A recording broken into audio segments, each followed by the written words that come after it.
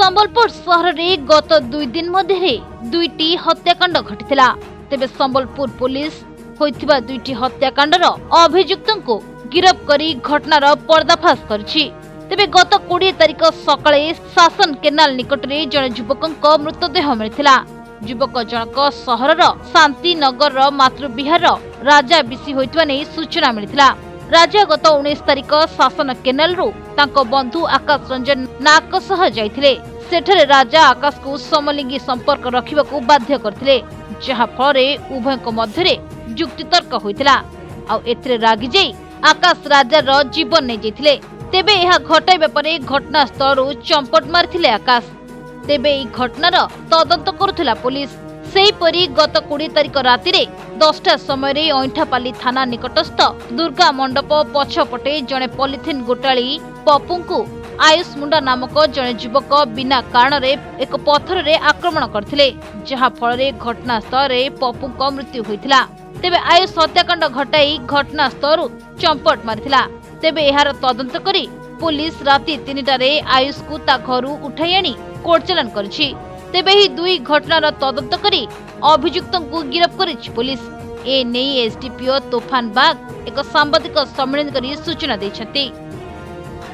देखंतु गतकाली सकाळ 6:30 पाखापाखि आम पाखर खबर आसला जे गोटे डेड बॉडी आमर जो लैब डाइक अच्छी बलबसपुर पाखरे जो केनालटा अच्छी शासन केनाल से पाखरे जो पत्थर पेचिंग अच्छी तारी ऊपर गोटे 20-22 वर्षर गोटे डेड बॉडी पुओ पिलार डेड बॉडी पड़ी से आमर शासन आई एवं समस्ते पहुँची गलापर आइडेंटिफाई होता सेटा राजा बिसी बापा ना गणेश बिसी मातृविहार आम जो रही शांतिनगर से पिलाटा तो से फैमिली आम सब पहुँची बापा गणेश बिसी रिपोर्ट आधार में शासन थाना case number 84/2024 under section 303 IPC registration होता एवं से आमर जेहेतु सारा अननोन थिला तो एसपी आमर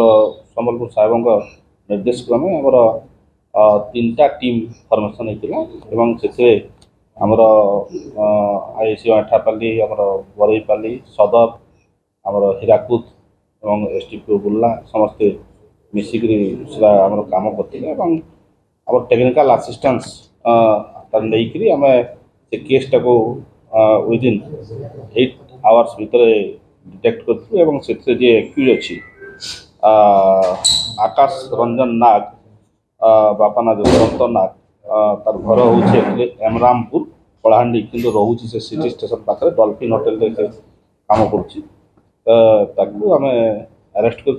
देखो गतकाल राति 10टा पाखापाखि आमर आईसी ऐंठापाली बाबद खबर आसाला गोटे अननोन लोक को जड़े आयुष मुंडा बोली पिलाटा सी पत्थर छेची देछि तार पत्थर छेचीगला से लोकटा को डीएचएच को शिफ्ट करते शिफ्ट कलापर से जगह सी रिसीव्ड डेड होता तो ये सागे सागे आमर एसपी साहब को जनला आमर आईसी ऐंठापाली नेतृत्व में टीम जो अच्छी सांगे सांगे से आयुष मुंडा को खोजाखोजी करते 2-3 घंटा भितर एप्रिहेंड करते।